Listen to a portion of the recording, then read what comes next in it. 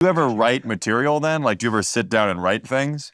Yeah, but what I do is I will jot down ideas on my iPhone. On your iPhone? Just an idea, like what I want to talk about. And I talk about it in my act now. Like, I'll give you an example and then how that backfires on me. Tell me, please. So during COVID, I ended up, like everyone else, shopping online. I never shopped online. I'm an old guy. I go into stores, even my underpants. I buy a 3-pack, right? I go to Target. You don't have someone go to stores for you? NBC's not paying for that? Yeah. You at what point does somebody reach in their career when they go, hey, go get me underpants? I would have thought it had been reached, Howie. You have a building. No, I do my own underpants. Okay. That's how down to earth I am. I buy my own underpants. Yeah. But anyway, I started buying underpants online. Okay. And when you buy anything online, they inform you there's literature that comes with it. You can't even the price, the colors, and the fact that my underpants were moisture wicking. And I did not know what that was. I'm being honest with you. I didn't know what I don't know what wicking is, and I don't like the word moisture. Okay. And if there is moisture, I don't want it in my underpants. If God forbid my underpants ever got moist, I don't want them wicked. I want them burned. I want them off of me.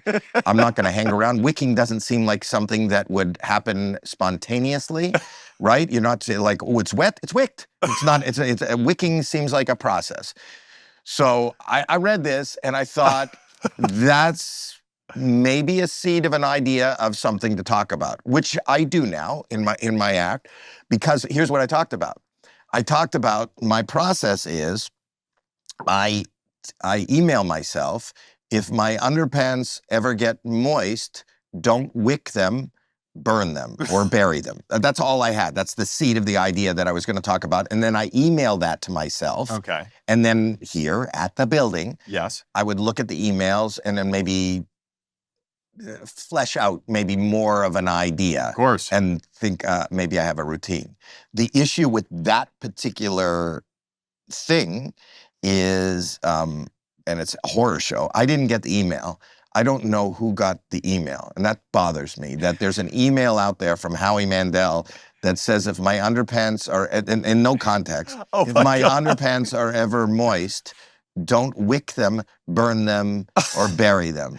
So I want to find out who has that email badly. Every night on stage, I tell the story that I just told you, not because I think it's funny, not because I think it's a good routine, because I am on a mission to find anybody that knows somebody who has an email from Howie Mandel, and that's what I don't know which camera. Is this camera mine? Truly, whatever you want to look in. Well, sure, that's good. We have an underwear shot too. Yeah, so.